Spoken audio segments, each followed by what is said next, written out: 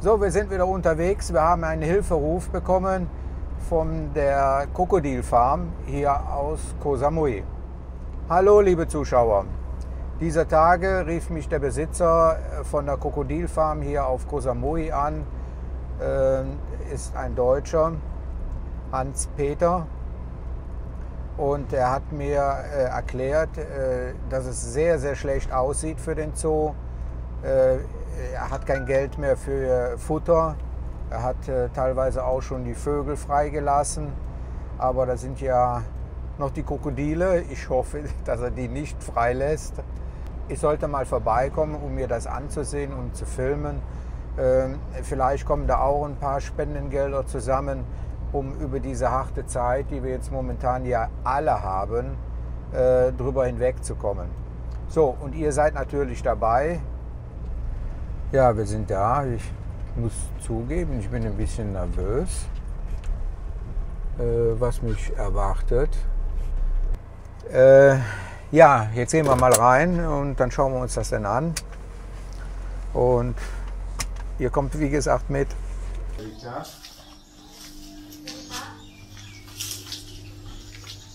Ja, das ist der Hans und der hatte mich angerufen und es sieht nicht so rosig aus. Wir leiden ja alle, nicht nur die Menschen, auch die Tiere. Wir haben ja einige Tiere hier auf Koh Samui. Wir haben ja die wilden Hunde, da habe ich ja schon mal einen Film darüber gemacht, über die Elefanten. Und ich hatte gar nicht mehr daran gedacht, dass wir also auch eine Krokodilfarm haben. Und du hast mir erzählt, du hast auch schon Vögel freigelassen. Ja, einige Da sind habe schon weg. ich nur gedacht, hoffentlich lässt er nicht die Krokodile frei, wenn die Hunger haben und die Touristen auffressen. Ja, kannst du mir so mal so ein bisschen hier von deiner Anlage zeigen? Ja, okay. Ja, hier ist die Schlangenabteilung. Ja, leere Kästen, aber alle picobello, muss ich sagen. Oh, da ist ja eine große. Das ist eine Python. Blutbüte. Okay. Das ist noch ein. Okay. Der beißt. Ja, manchmal. Bitte, Manche Leute. take your finger in. Und oh.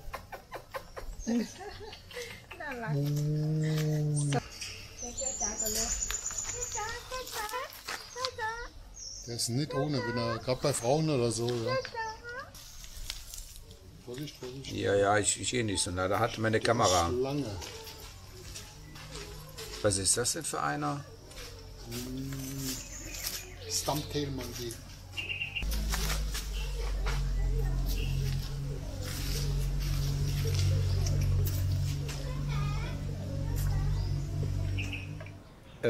Ja, du hast mir gerade mal hier so deine Anlage, einen Teil davon gezeigt. Wie viele Tiere sind denn etwa hier?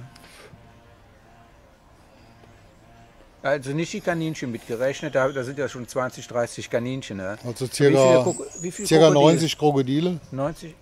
Wie viele Affen? 7 Affen, dann Fischotter, 3 Stück, Wildkatze, die haben wir noch gar nicht gesehen, Ja, einige 100 Mäuse und Ratten als Futter, als lebendes Futter. Futter, ja, für die Schlangen. Ah ja, ihr habt Und- ja auch noch einen Haufen Schlangen. Ne? Ja, und da habe ich ja schon angezeigt, die Schlangenshow. Viele Schlangen. Wir sind hier in den Räumlichkeiten, wo die Schlangenshows stattfinden.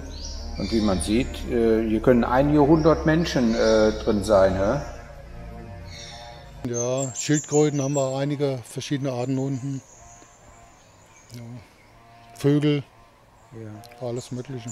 Ja, es geht ja eigentlich jetzt in dieser Zeit um das Geld, um Lebensmittel oder beziehungsweise Futter für die Tiere zu kaufen. Wie hoch sind denn etwa die Betriebskosten jeden Monat? Im Moment im absolut runtergefahrenen Zustand 30.000, 35.000 Baht. Musst du jeden Monat hinlegen für Futter? Für Futter, Strom, Wasser.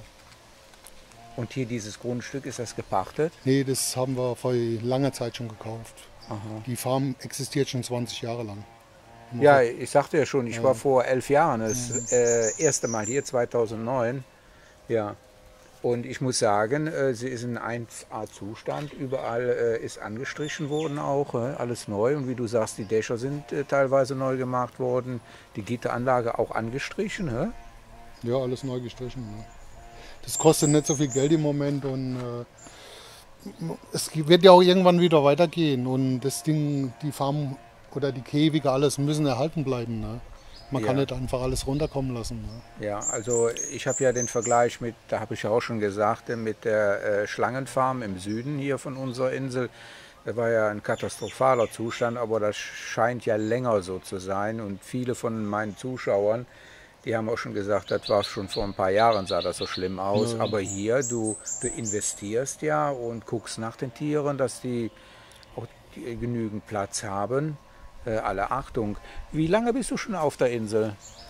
35 Jahre. 35 Jahre. Verheiratet mit einer Thai-Frau? Geschieden. Ja, geschieden. Naja, hast dann also auch schon die Erfahrung hinter dir. Ja, wie kann ich dir denn jetzt helfen? Oder wie können wir dir helfen?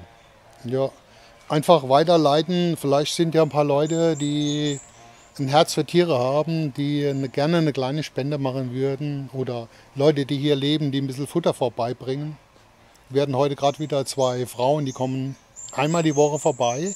2 ältere Frauen mit Futter für die Fische oder schon klein geschnitten, mit Kuchen für die Affen und Ananas und alles schön klein geschnitten in Tupperware-Dosen und gehen hier durch und füttern dann die Tiere. Und das finde ich total lieb. Ne? Das ist ja, für diejenigen, die nicht wissen, wo das ist, also ich würde ja immer am Anfang des Filmes zeige ich halt ja die Örtlichkeiten, das ist also gar nicht weit weg vom Airport und die Insel ist ja so klein. 300 Meter. Ne? 300 Meter vom Airport rund entfernt und das wäre ja auch schon eine Hilfe, mit Lebensmitteln zu kommen. Ja, wir brauchen Hundefutter, sackweise, jeden Monat ein paar Säcke. Wir haben auch 3 Hunde hier, 3 große.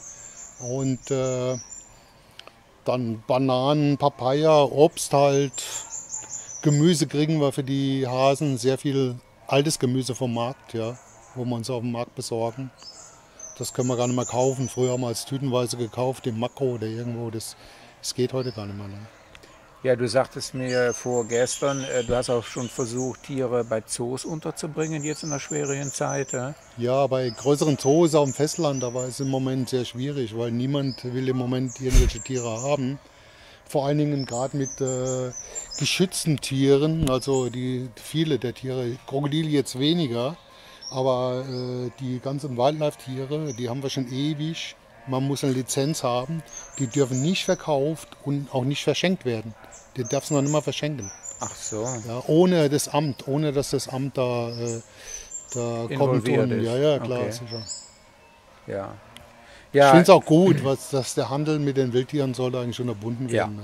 Ja. Ne? Ja. Also bei uns, er ist ein uralter Affe, wenn der mal nicht mehr lebt oder stirbt und dann möchte ich auch keinen neuen mehr haben. Ne? Mhm. Wildkatze noch. Was denn für eine Wildkatze? Eine Fishing Cat. Eine Raubkatze? Ja, eine kleine, ja, eine Fishing Cat. Da liegt auch ein Krokodil drin. Ja, hier haben wir meistens Krokodile. Ach so, das ist die Raubkatze. Oh, die sieht ja aus wie eine Hauskatze. Super sieht die aus. Oh yeah. Holt. Die sieht aber schön aus. Wie alt ist die? Die ist auch jetzt 7, 8 Jahre. Circa 7, 8 Jahre. Wie habt ihr die bekommen? Die haben wir auch geschenkt gekriegt von jemandem damals, die gefunden haben, wo sie klein war. Aber diese Tiere, also da kann keiner reingehen, richtig nah an die rangehen, weil die werden nie zahm. Die kriegst du nie zahm, selbst wenn du von klein auf hast. Ja, vielen Dank, dass du mir deine Anlage gezeigt hast und jetzt will ich nach Hause fahren und den Film fertig machen. Deine Kontaktdaten, die bekomme ich und ihr werdet die unter meinem Film dann finden und dann können die sich direkt mit dir in Verbindung setzen. Vielleicht diejenigen, die ja auf Koh Samui leben, um dir Lebensmittel oder Essen zu bringen und ansonsten Geld ist ja auch nicht schlecht. Dann kannst du das individuell dann auch dementsprechend einsetzen. Ja. So, vielen Dank, dass ihr zugeschaut habt. Bis zum nächsten Mal. Tschüss. Tschüss.